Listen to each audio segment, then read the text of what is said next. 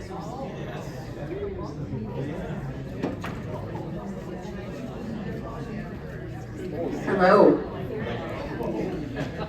I have been told that it is 6:30 p.m. Mike has shut the doors, so we are getting started. Welcome to a presentation on the Santa Float. How the Neenah-Menasha Fire Rescue brings Santa Claus to town. My name is Suchyta. I am the executive director at the Neenah Historical Society. So glad you're all here with us tonight. So a couple of updates on the Historical Society before we get started.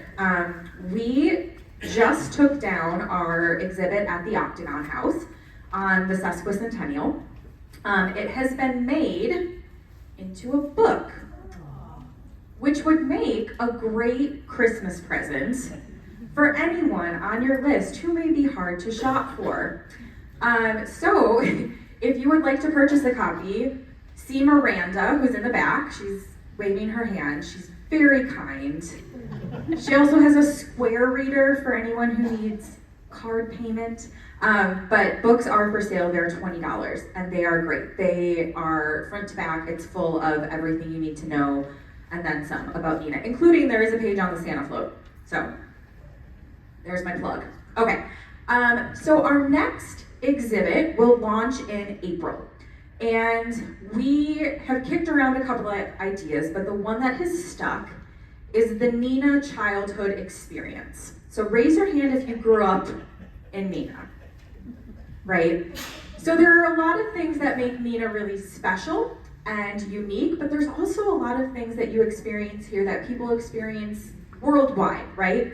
So we are doing our best to capture everyone's Neenah story. What kind of toys did you play with? What parks did you go to? What trouble did you get in?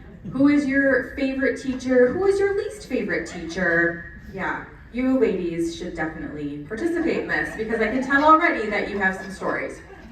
So there are a few ways in which you can participate. On the table near the door over here, we have these forms.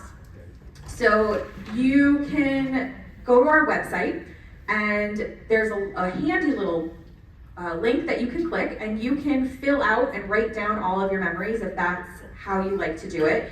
If maybe you're a little embarrassed, no judgment, but maybe, or maybe you would just prefer to write things down, you can fill out the online form. Or if you would like to spend time with Miranda and myself at the Neenah Historical Society and tell us all your deepest, darkest secrets about your awkward teenage years, we are here for you. And we are cheaper than therapy. But we will ask you permission to share all of those things. So we encourage anyone with a Neenah story to please share that with us. The next presentation that we will be offering is in January. It is on Neenah neighborhoods. So we have a board member, her name is Sarah Labs. She is a Neenah girl at heart, but she's also a realtor. So she has a special interest in learning the history of all of these little unique neighborhoods. So the Congress Place, Stevens Street neighborhood, I'm looking at you, Ann and Dan. The Boninville neighborhood, anyone grow up over in Boninville? Yeah, okay. Well, anyway, we're going to be telling the story of all of these great neighborhoods, and it's going to be a blast, so make sure you put that in your calendar. Okay, but what you're really here for is the Santa Float, right? So let's get started. Okay, so when I started the research for this project, I learned very quickly that before there was a float, there was Santa. And what does that mean? So the Neenah firefighters were playing Santa long before there was a float. And the earliest record I could find was in 1932. So we're talking the heart of the Great Depression, right? And Neenah firefighters were teaming up with the YWCA, because it was not a YMCA at the time. And they were fixing up and refurbishing hundreds of donated toys to be distributed to those in need around the city. So anyone with old dolls and toys were urged to donate them to the effort. which is pretty stinking cool if you think about it, right? So we're talking almost 100 years ago that our local fire department was going above and beyond for the kids in Neenah. It's a pretty long legacy. But after World War II, Santa Claus came aboard a fire truck. Not a float, but a fire truck. And a crew of firemen came with him to all grade schools in Neenah. So the visits were intended to share safety tips throughout the city via students. We're talking the time where people were still putting like live candles on a tree, right? You remember that? You'd like light a candle and put it on a tree? That's a terrible idea. So the fire department saw this as an opportunity to not only get out into the community, but to share safety tips with students that would then go home and pass it on to their families. But to sweeten the pot, Santa would distribute treats, and this would be followed by the talk on holiday safety. But we know that they were all in it for the treats, right? So the schools that were visited as early as 1948, Trinity Lutheran, my alma mater, Lincoln School, woohoo! All right, McKinley, all right, Washington, Roosevelt, Kimberly. The small pumper truck was used, and about 1,400 students received treats. That's a ton of kids. And one interesting fact that I found in the records was that Fire Chief John Zick declared that any youngster who was absent from school would still receive his present of candy. I don't know how, but promises were made.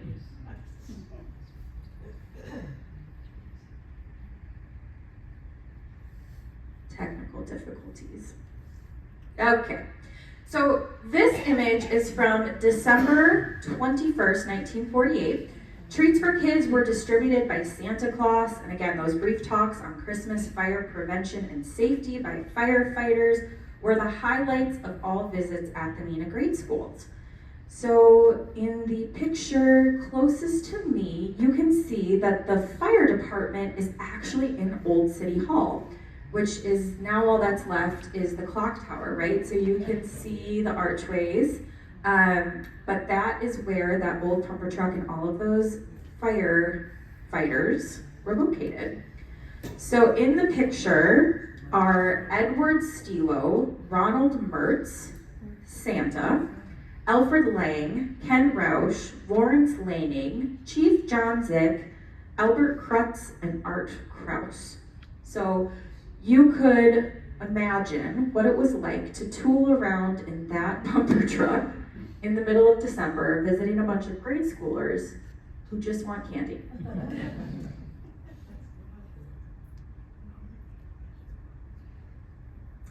Okay, so this is one of the earliest images of the fire department Santa in our collection, and we think it's from 1948. It shows children climbing aboard, collecting their treats. One kid brought a basket, which I feel that's a very bold statement if you're bringing a basket. But nevertheless, so one of the retired firefighters that I interviewed for this story, Bill Farnkrug, he grew up here, and he recalls a time before the float when kids would gather at parks like the Green, and they would come and meet Santa Claus and get their treat. So what these images and stories tell us is that before there was a float, there was a Santa Claus, and the fire department visiting children throughout the city to promote fire safety and spread holiday cheer. So this image is from the Appleton Post-Crescent in December of 1949. Neenah's firemen and Santa Claus are set to visit students at McKinley School to deliver treats and holiday safety tips. The picture shows the truck, Santa, Kenneth Rausch, Ed Stilo, Al Lang, Al Kraus, Art Kraus, and Ronald Mertz. And what I love is the "Make this a Merry Christmas and be careful" sign. I've asked the fire department if that still exists, and they said no, which makes me very sad. But if anyone wants to make a new one for me, I would gladly take it off your hands. Okay, I'm talking to you, front row. Okay, so here's the true start of what we know as the Santa float. Legend has it that in 1950, Fire Chief John Zick came up with the original idea for the Santa float as we know it. Mrs. Zick made Santa's first suit, and Chief Zick prodded Fred Campo, owner of Campo Transit Company, to donate the use of a flatbed trailer, as well as a driver named Jumbo Rail. Okay, we've got Jumbo's family here. Raise your hand if you're part of Jumbo's clan. Okay. It's amazing. So let me set the scene for you. I'm at Kessler Farm and Krug Funeral Home, which is, you're at a funeral home, that's a little creepy. But you're sitting with some retired firefighters and you're asking them to share their story with you, and they say, oh, you gotta talk about Jumbo. I said, excuse me? I said, you gotta talk about Jumbo Rail. And I said, can you spell that for me? And they said, Jumbo. And I said, well, what was Jumbo's real name? And they looked at each other and they said, well, we have no idea. Okay, Jumbo's real name is Laverne, but Jumbo and Fred were really the impetus for the Santa float. They took this idea that had kind of been, worked around in the fire department, and they put it on wheels, quite literally, on a flatbed trailer with wheels. So here you can see the float being towed by the Campo Transit truck. Santa is in a white sleigh with real trees decorated with tinsel. And no candles, darn it, because they are being safe. They've listened to the presentation. Yes, thank you. Okay, so again, 1950. This is really the start of what we know. And we have this picture in really great resolution that we can share with you. Okay, so 1952, Santa Claus and the float had a busy schedule. Not only did he have multiple appearances at the Armory. Does anyone remember the Armory? Okay, you're my people. Okay, so Fire Chief John Zick announced that Santa would ride into Neenah with his reindeer at about 7 p.m. on the Saturday before Christmas. Here's some perspective.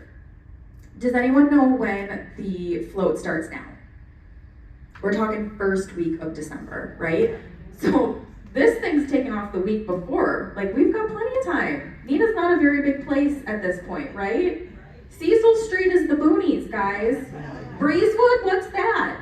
Green Bay Road is literally a 2-lane highway, all right? Thank you. Yeah, so in 1952, the city looks a lot different, and they are able to start a lot closer to Christmas time. But his itinerary includes a ride through each ward of Neenah. So Neenah was really broken up into wards at that time. And he also visited many school playgrounds to converse with any child gathered there. This was the days where your parents were like, I'll see you at dinner time. Yeah.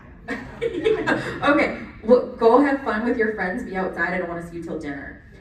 So kids would go and gather at playgrounds in their neighborhood, and lo and behold, maybe bring a basket because you don't know who you're going to run into that's handing you treats.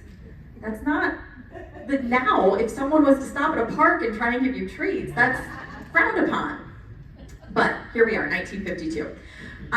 The fire department also visited children confined to their homes by illnesses, and children at Theda Clark were also visited.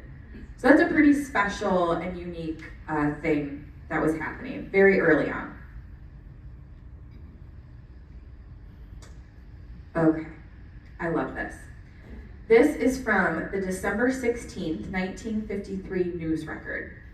What promises to be a Neenah tradition, the annual tour of the fire department's Santa Claus float took on a new life today with the announcement by Fire Chief John Zick that the float will make a tour of a number of Neenah streets Thursday beginning at 4 p.m.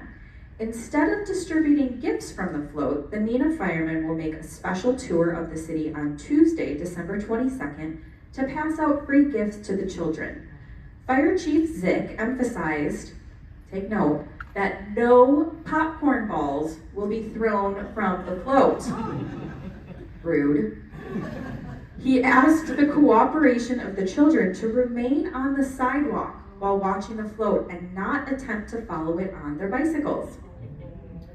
This gets better. Okay, so the main streets, you guys. Think about Neenah as we know it today. Here are the main streets where the float was visiting. Commercial, Main, Lake, Winneconne, Redden, Cleveland, Harrison, Monroe, Van, Union, Henry, Cecil, Church, Wisconsin. It gets crazy because it's going to South Park, Lawton, Congress, Division, Reed, Chestnut, Grove, Higgins, Maple, Spruce, Oak, Elm, all the trees, and even Franklin. Children could gather at schools to receive gifts. Hoover, McKinley, Lincoln, Wilson, Neenah High, the Green Park, Doty, Roosevelt School, and Cook Park. Hundreds of children were reported gathering at these stops. So again, I mean, that's like one fraction of what our city looks like today. And the fact that it's grown so much, I think tells a lot that this tradition is still alive. Okay, this is what I like to call the section, the float with the igloo. So in the collection at the Neenah Historical Society, if anyone's ever visited our Flickr site, we have a group of volunteers who have uploaded over 20,000 images in our collection. Greg Went is here. He's so shy, but raise your hand, Greg. Okay, so he's part of our team that does this, and it's wild. I mean, you guys could spend countless hours getting lost in the rabbit hole that is our Flickr account. But when you look for the tag of Santa float, you see all of these different floats, but of course no one wrote a year on it. Why would you do that? Why would anyone provide context for the future? So I had all of these images, and I'm trying to figure out when the heck these certain floats went. So, very proud of myself here. Thank you for letting me get that out, but thank you. 1954, ladies and gentlemen, is the float with the igloo. So it was mounted on an old ladder truck. So they got away from Campo and Jumbo, although I hear, legend has it, that Jumbo was still the mechanic who helped make this whole thing possible. But they had transitioned to a ladder truck, and the float was prepared by fire department personnel. And the float was complete with reindeer and igloo, music, decorated trees, and again, didn't start until December 15th. And the float was housed at Station 2 on Cecil Street. Does anyone remember when Station 2 on Cecil Street was still a thing? It is an overpass now. The Brigade Warehouse is where Station 2 is located. So the float visited various Neenah playgrounds to give Santa an opportunity to pass out popcorn balls. We'll get to that later. The popcorn balls. Okay, so again, visited playgrounds: Hoover, Lincoln, Cook Park, Roosevelt, the Green, the Senior High School, Wilson, and the Second Ward Park. So again, this is 1954. The float is parked outside of Fire Station 2, and it gives some perspective on the size of the float and how exposed the drivers were. So we're talking like completely open air, just driving around in Neenah in December, bringing the holiday cheer. And in some of the pictures, we can see that snow chains were put onto the tires in case of bad weather. And since the dawn of this, guys, there has always been inclement weather dates. So in this era, you know, now we've got Facebook, right? Like you can go on Facebook and you can see when Santa's gonna be in your neighborhood. Every day, the newspaper would list the routes, where Santa's gonna be, what time he's leaving the station, about how long he's gonna be out for, right? So if there was any news flash like, hey, it snowed 6 inches, we're calling it, you wouldn't know because you'd have to read it in the newspaper. The good old days. Okay, so Santa also toured some Menasha streets and spent some time on the Menasha Square, what we now know as Curtis Reed Square, and then would return to the Neenah side of the island. Here you can see additional images of the float featuring the igloo, and again, taken at Cecil Street, which was the southernmost border of the city. Yeah, nothing existed, I know, right? Can you imagine a world where nothing exists beyond Cecil Street? Wild.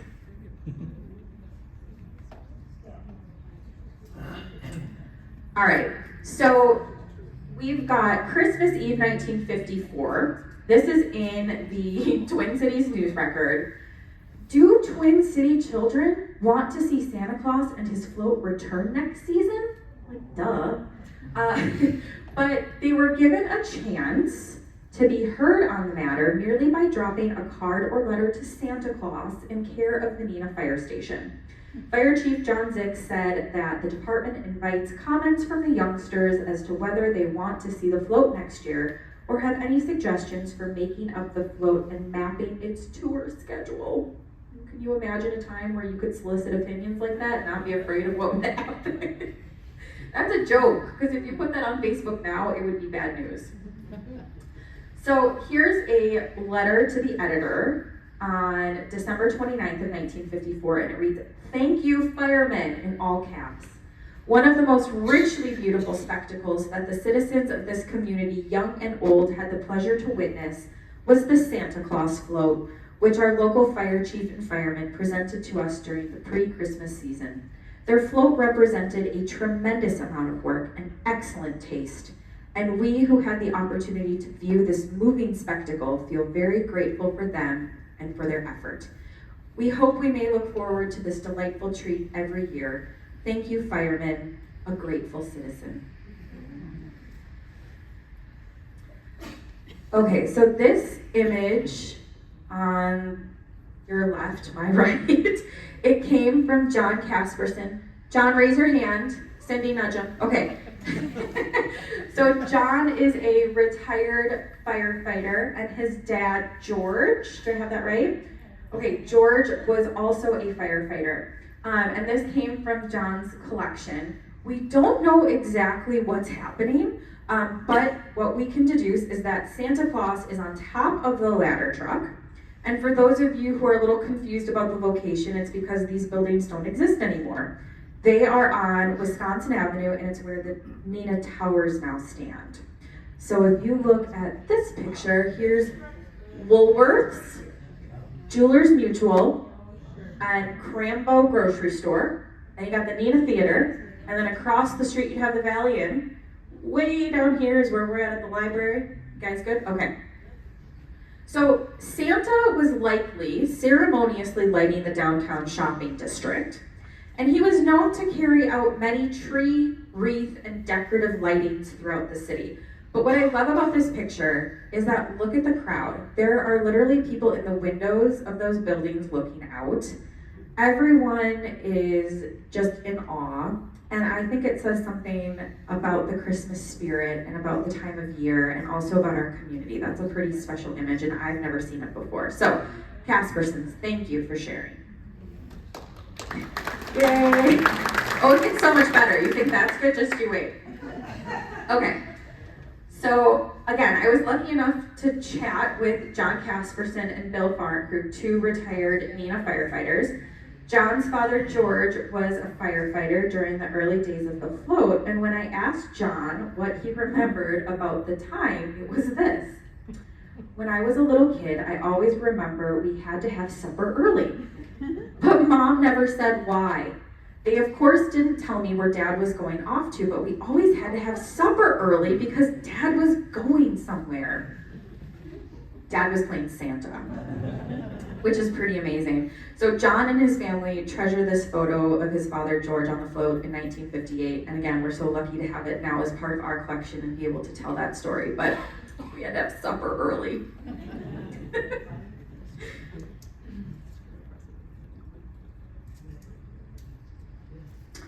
Okay, so here's another float that I was very proud to figure out. The float with the house. So toward the later years of the 1950s, the float featured an imitation red brick house.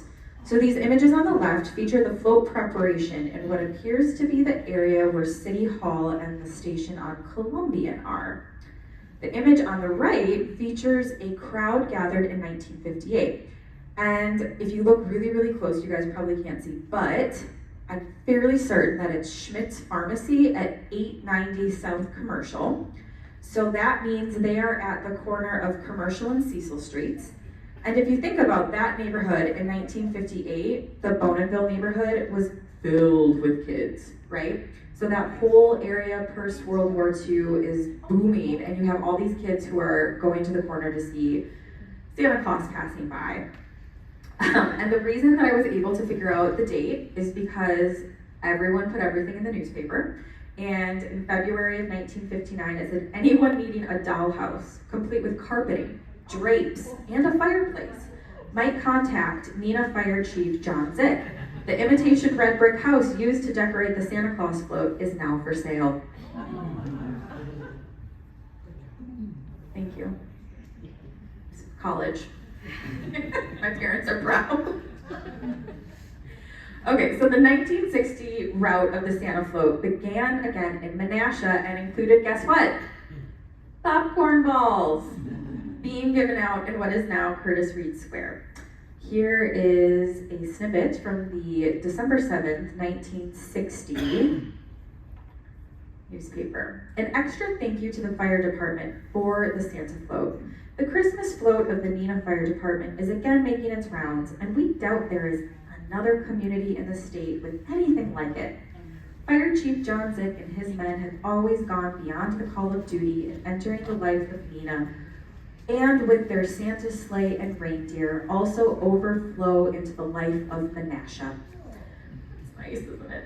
Their trek through the residential streets on holiday evenings brings new magic to a new crop of youngsters each Yuletide. The music and cheery shouting of Santa Claus make for a big event in the lives of little people. And as the children run out into the yards to greet St. Nick, the parents too join the fun, and entire families are made to feel warm with the Christmas spirit. May we extend an extra thank you to the fire department for their memorializing of the holidays in so grand a manner. So kind. Oi, 60. Okay. Shock and horror. The panic of 1962. In August of 1962, the news record, the Neenah Fire Department's annual Santa float is in dire jeopardy unless some civic-minded individual or group donates a truck chassis with a cab, very specific, to the fire department. Fire Chief John Zick revealed today. Our 43-year-old fire truck, which has been used for that purpose for the last 11 years, is in need of major repairs. We could raise sufficient funds to repair it, but that would be to no avail because replacement parts are no longer available for the truck. Tough times. Hence the necessity for our soliciting of a replacement vehicle from the public.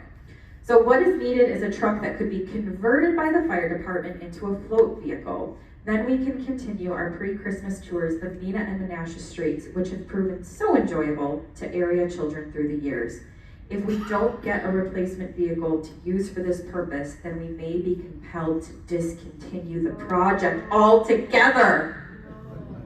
Any area resident who has a used truck or truck chassis that might be suitable for this purpose should call or personally contact either Zick or the mayor by September 1st. Guess what happens? How long do you think it takes? 4 days. 4 days.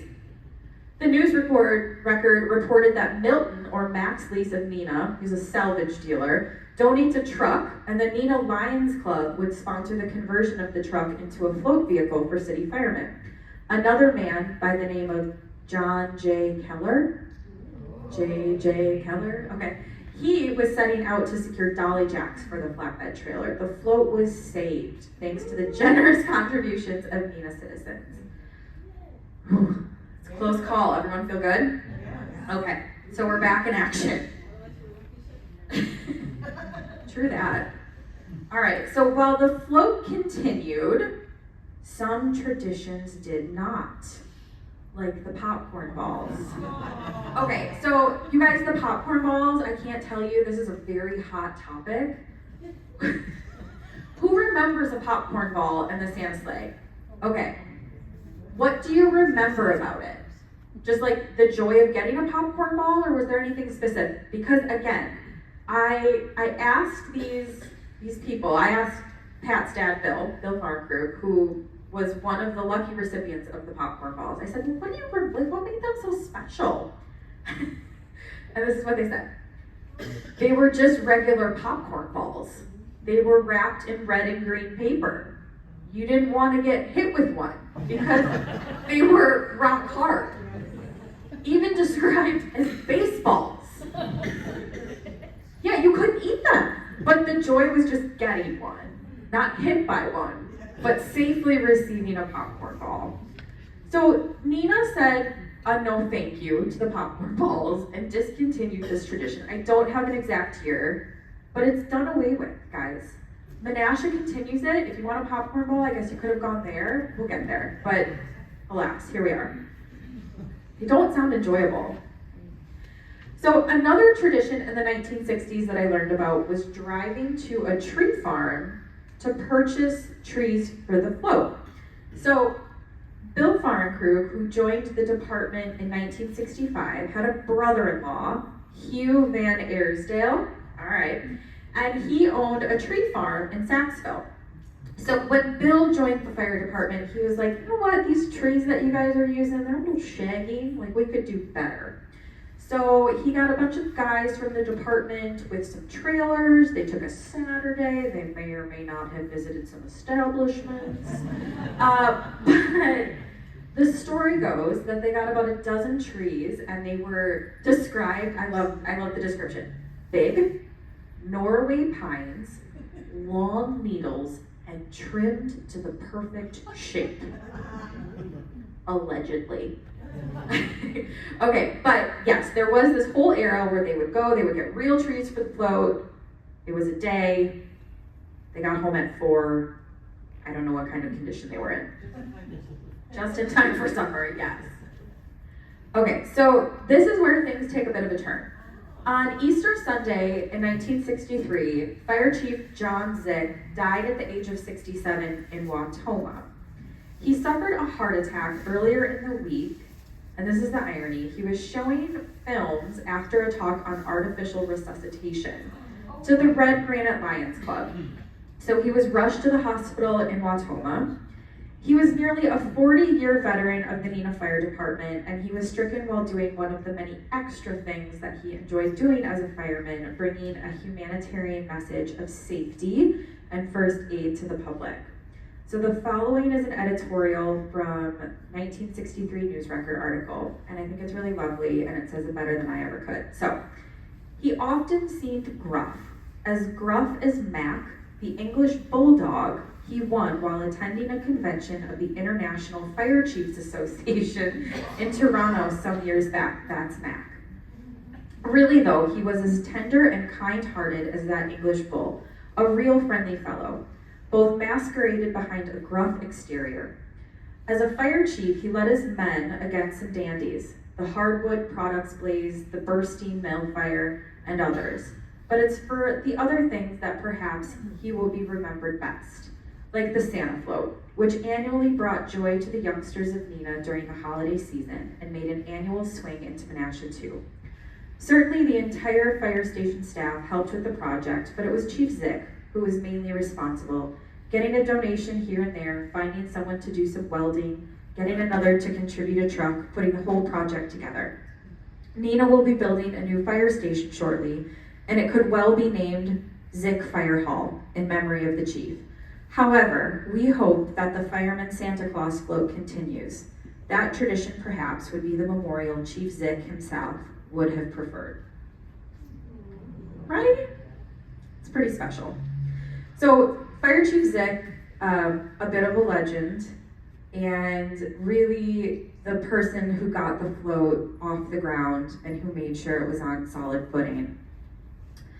You can't make this stuff up, but the next chief's name was Ferd Deesterhaupt. And Ferd, F-E-R-D, Ferd. Okay, so the float continued in the 1960s under the direction of Ferd, and tours into the city of Menasha continued, but they were shortened.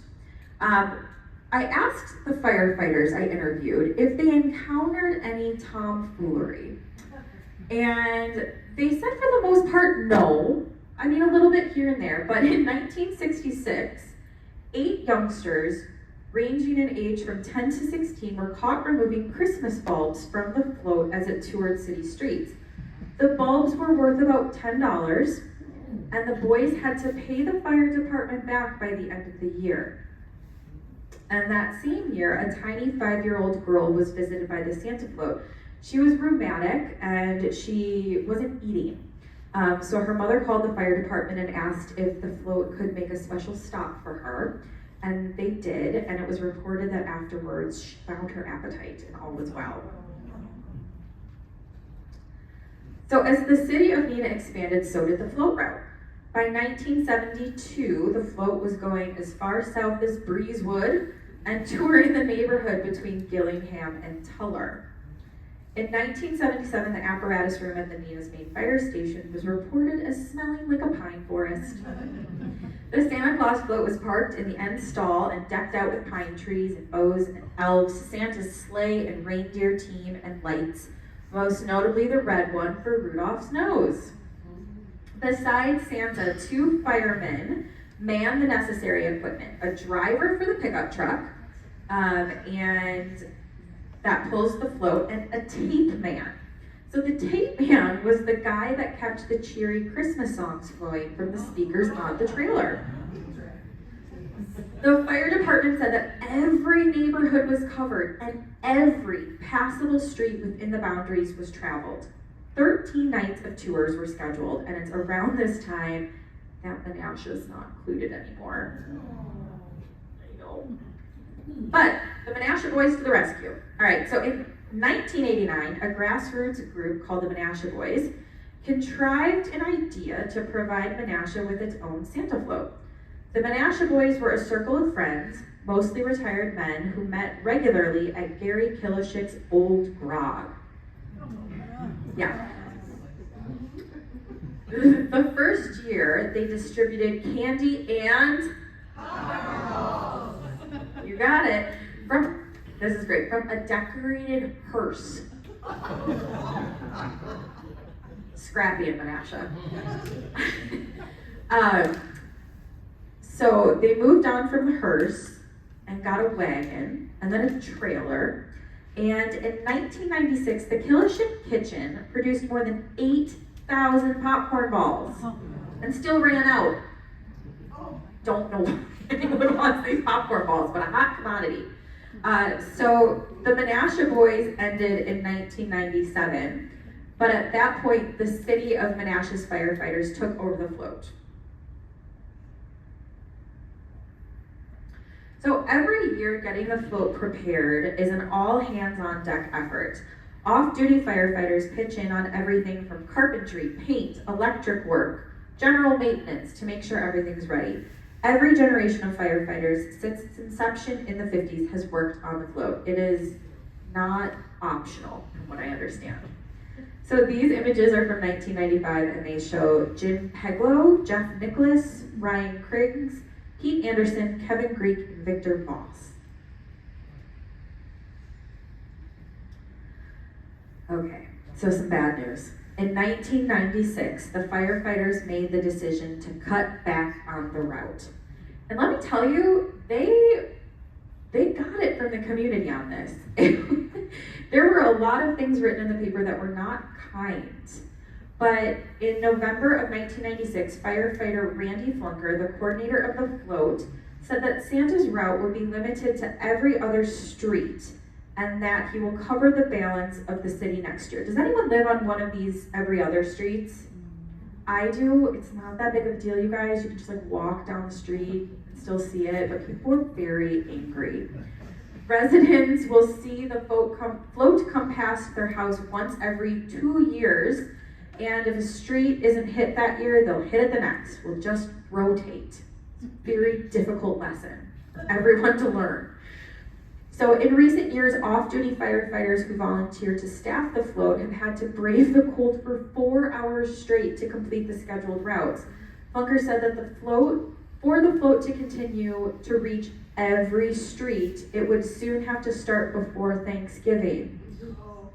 No one wants that.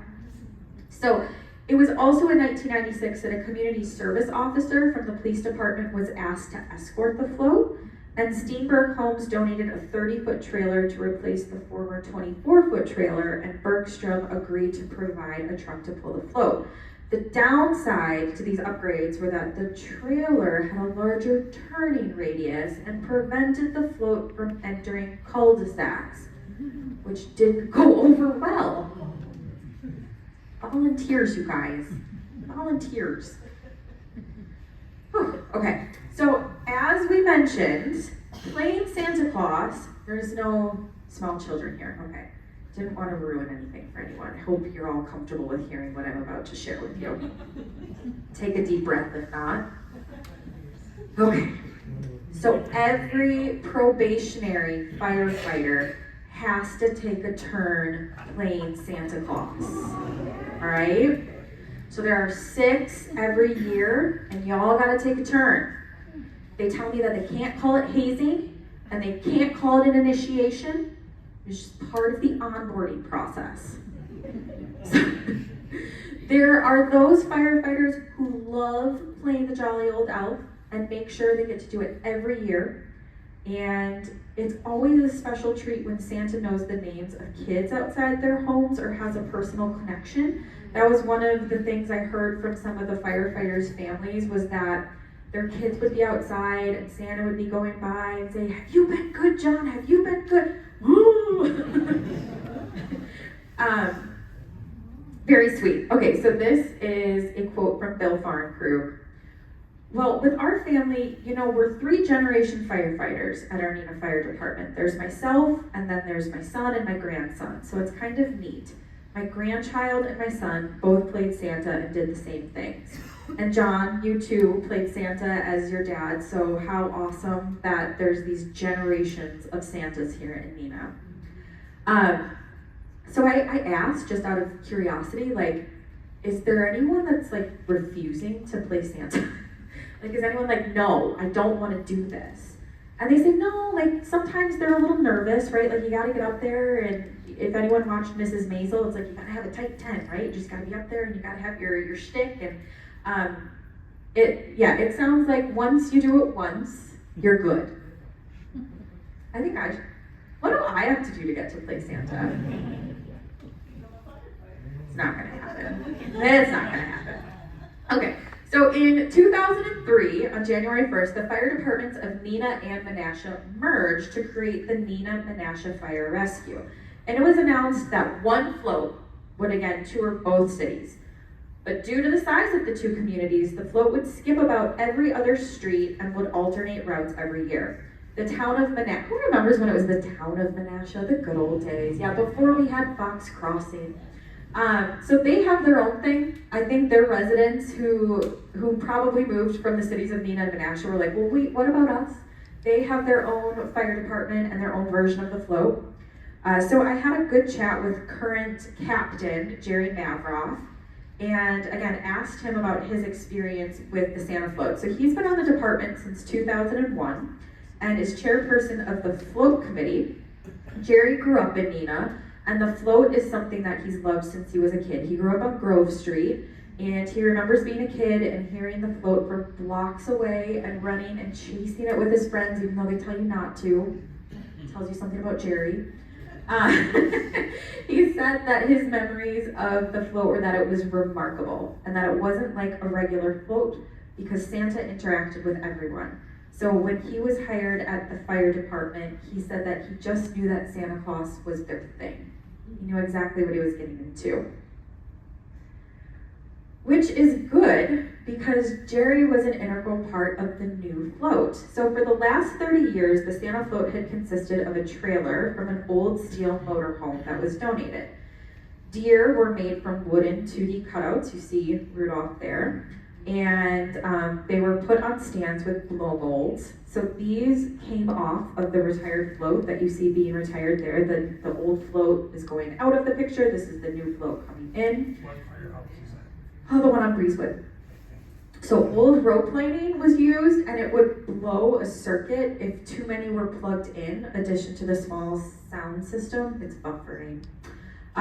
What started as a cassette tape evolved to CD player, which sounds good, but CD players skip, right? And then MP3s and digital music became available, and the sound system was updated as often as possible, but the trailer began to rust beyond repair, and it was decided to update the float entirely. So Jerry and others were concerned because they grew up with the existing Santa float, and they knew what that tradition meant to the community. But in just a few months, we're talking like 2 months, over $85,000 was raised by the community. Neenah-Menasha firefighters spent hundreds of hours planning and designing a new float, and the result exceeded everyone's expectations. Santa was thrilled to ride on a new trailer in a new sleigh with new reindeer, music, synchronized lights, LED screens, smoke from chimneys, and a snow machine. So Anthony Laytone is one of the firefighters, and he has graciously peeled back the curtain for me to see the behind the scenes. He spent like a weird amount of time programming the music to match up with the lights.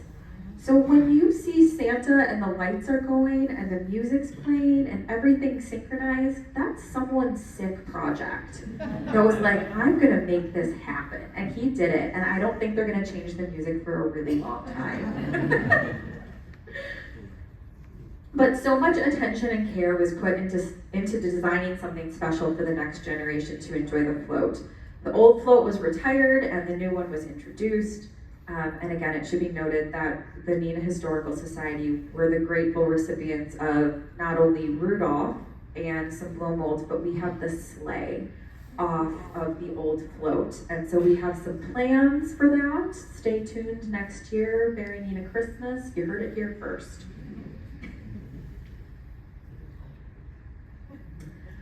Okay, so like I said, every probationary firefighter has to take a turn with Santa duties. Okay, where's Flo? There she is, okay. So Florence attended the Neenah Historical Society fundraiser last year, and one of our silent auction items was a priceless experience of riding along in the tow vehicle of the Santa float. And Flo's husband is a very lovely but curmudgeonly French man who said, no thank you. And so Flo invited me. Perk of the job. So Flo and I got to experience a night of riding in the tow vehicle on the Santa float. But back to plain Santa. So imagine that you're like a 20-year-old probationary firefighter and you get your first job, right? You're going to the cities of Neenah and Menasha, you're excited, and they're like, cool, here's a Santa suit. I need you to climb up on top of this thing and ride around for a few hours yelling, ho, ho, ho, Merry Christmas. I mean, you gotta give it to them. So I'm told that everyone gets their own beard, and that's courtesy of COVID, but there are also about half a dozen suits in varying sizes, and Santa is tucked in with blankets and mittens. So this video is of Santa. He has a ladder, and he has to climb to the top of his sleigh, and they tuck him in with heated blankets and make sure he has mittens and everything. And I mean, he is out there. He is up high. He is exposed to the elements, but it is very sweet. So Jerry also mentioned that Santa is often offered beverages and cookies during its route. I experienced this. People were chasing them down. It was aggressive in like a very sweet way, but beverages cannot be accepted due to liability reasons. But cookies are appreciated. This is the message they would like me to pass on. Okay, so every year the department receives complaints varying from the noise of the float to angry residents outside of city limits inquiring as to why the float didn't visit their neighborhood. When I asked the current and retired firefighters what they wished the public knew about the float, the number one response was that it is entirely ran by volunteer, off-duty firefighters. The city does not fund the float. It's entirely donation-based. So the float is a great source of pride for the fire department. It is their gift to the city to spread Christmas magic. So don't be a Grinch. That's me in the tow truck taking a picture of the Grinch at the tree lighting in Menasha. Leave it to the Grinch to be in Menasha. Okay. How to find the float. Routes with dates and times used to be put in the newspaper, but who reads that anymore? So they are the dates and times for the float are released every November. That just came out last week, and it's on the Neenah-Menasha Fire Rescue website. Route updates and last-minute information is also posted to Facebook. In 2019, a GPS tracker was added to the float for residents to track Santa's whereabouts. So all you Grinches who are like, "Where's the float?" Check the GPS. The float is stored in the off-season at the Old City Garage, and it comes out in October and is moved to the station on Breezewood. So I went to the website, I looked at the GPS tracker. It is currently located at the Breezewood station. I tried to get Jerry to bring it tonight, but he said something about new lights and rims, and it wasn't available. But they are in the process right now of making sure that everything's in working order and making necessary adjustments. And in addition to the 10 nights of neighborhood visits, the float has been visiting the Children's Hospital at Baby Care in Neenah. And that is a tradition that they plan on continuing. So everyone, look at the website. It's nnfire.org/Santa Float. Got questions, it's all there. Nothing's worse than who follows the Neenah Facebook group? Everyone's like, where's the float tonight? Like, look on the website. Look on the website. There's a GPS tracker. Thank you. I don't like Facebook, if you can tell. Okay, so keeping the tradition alive. Donations are always welcome and are put toward maintenance improvements and operating costs. The fluids on the new truck, so there's a smoke machine and a snow machine. Just to operate that every year is about $1,500. Levenhagen Oil Company from Neenah has long donated the fuel that the float requires annually. And many local families and businesses were part of the fundraising effort for the new float. Everything from the trees to the reindeer to the sleigh could be sponsored. So Pat Farnkrug, raise your hand, Pat. All right. So Pat is Bill Farnkrug's son, and he's also the owner of Kessler Farnkrug Funeral Home. And shout out, he's our vice president at the Neenah Historical Society. We love Pat.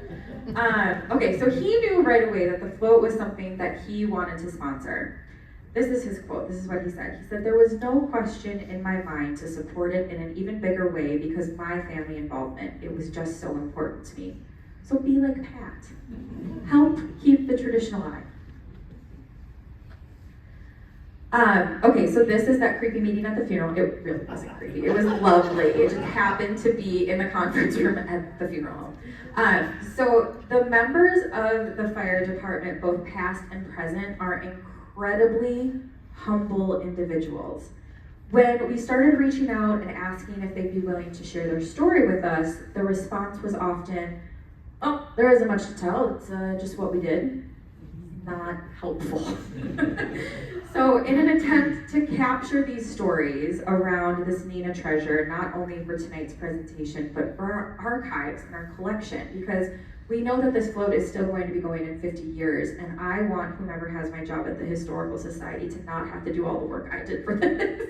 They can just pull up this lovely presentation and reference it, and all of the recordings that we did of John and Bill and Jerry. And also John's wife Cindy for allowing us to record those histories and those memories and keeping everything alive.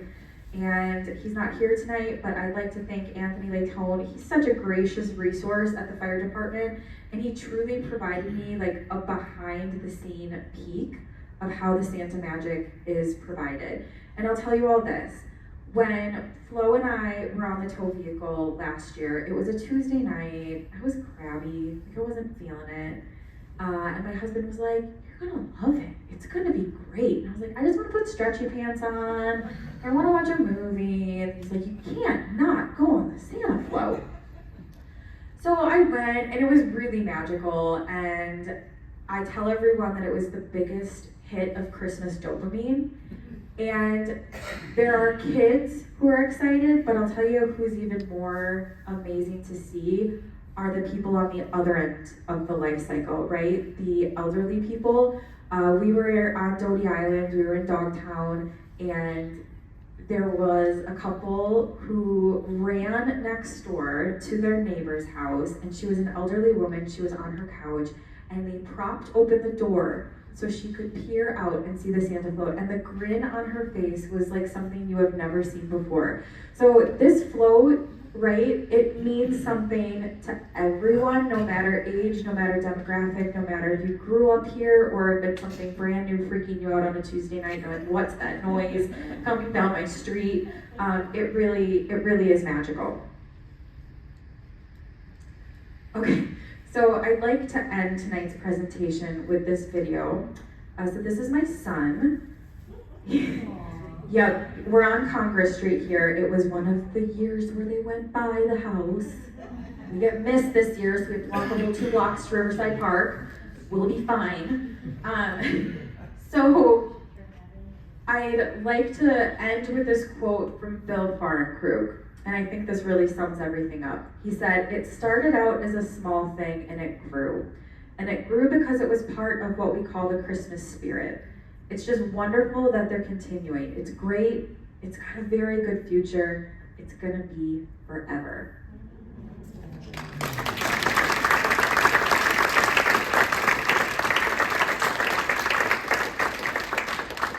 Okay, so that's what I've got. I will take questions. I don't know if I can answer them, but I will sure try. Yeah. Are you from the area originally? You betcha. I did. I went to Trinity Lutheran School for preschool through 8th grade. I graduated from Neenah High School. My family's been here since the 1890s. I'm 6th generation. My son is the 7th. Yeah, we're never leaving. Yeah. Oh, yes.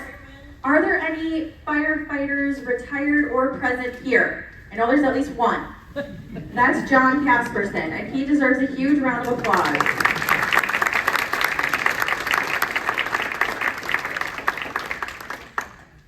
Yes. Do you have time for stories about what it's like to play Santa Claus? Do you remember me? Yeah. Are you going to tell it? Okay, Tom Sutter, everyone. We're going rogue. Yeah. Thank you. In 1989, I was engaged to get married to my late wife, Janet, who was living in Fort Worth, Texas. She had not met my family because of the distance from Appleton to Fort Worth, Texas. So I scheduled Thanksgiving hosting at my house with all of the 31 members of my family to meet Janet for the first time. She flew up from Fort Worth, and the day she arrived here, she contracted the flu. She said, I think she was scared to meet my 30 family members. So we canceled Thanksgiving. And as a result, she had to fly back to Texas on Friday after Thanksgiving. We didn't have a chance to do some planning for the wedding, which was to take place on December 28th. So as a result, I decided I was going to surprise her and fly to Texas, and we would finalize all of those plans.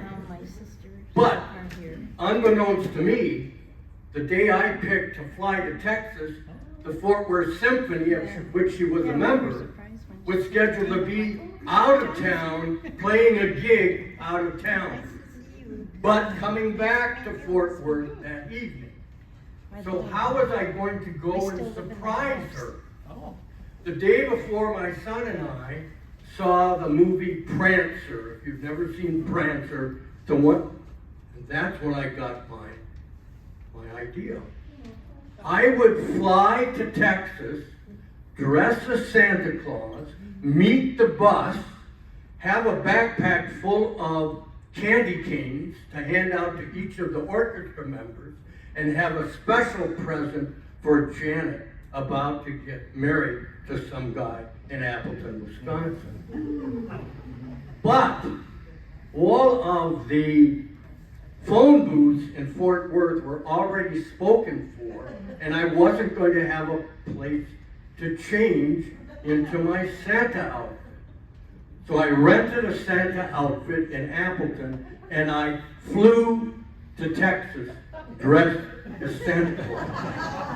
And to be in the airport and have the little kids come up to you and be able to hand them a candy cane was a delight beyond belief. I got on the plane in Appleton. The pilot came on and said, "Looks like Santa lost his reindeer."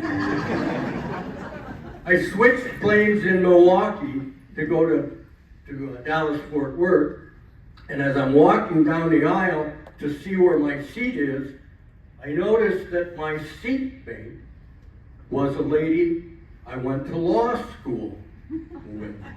So I sat down to her, next to her, and I looked at her and I said, "Karen Jones, UW Law, 1977. See, Santa does know everything." Well, when I got to Texas then, I had to take a Uber, well, what wasn't called a Uber at that time, to her house. I went to the neighbor and finally convinced her, once I took my beard off, that I was me. She gave me the key to Janet's house. Waited until the bus. So I walked to Orchestra Hall, and I'm walking up and down the sidewalk, waiting for the bus with the orchestra to come back. What I didn't know was one of her orchestra members had arranged to have a wedding shower while they were on this gig out in Killeen, Texas. And the lady who was in charge of the wedding shower had taken all of the presents and the food in her van and had not ridden on the bus. So when it was time to come back to Fort Worth, she said to Janet, "Well, why don't you just ride with me instead of being on the bus?" So they're driving up to Orchestra Hall, and they see us. This is December 12th, by the way. They see a Santa Claus walking up and down, and I had scoped out where Janet's car was, and all of a sudden I noticed somebody's getting into Janet's car. So now I'm running towards the car, and she winds up. Fortunately, I have the present that has her name on it. So I pull out the present and I show it to her through the window, and she said she saw my eyes through the glasses. She wound down the window and the surprise. But the bus was still arriving about a half an hour later. So we sprang the surprise on the bus, although the surprise was also on us because in the rush of everything, we locked her fiddle in the car and had to call AAA. But anyway, the joy of being Santa Claus for both the little ones and also the big ones is a joy that if you ever have a chance to do it, I highly recommend it. And I thank you so much for allowing me. There's no one else I would rather have hijacked the presentation than Tom Sutter. Does anyone have any Neenah questions about Santa Claus? Otherwise, thank you all so much for coming. And I hope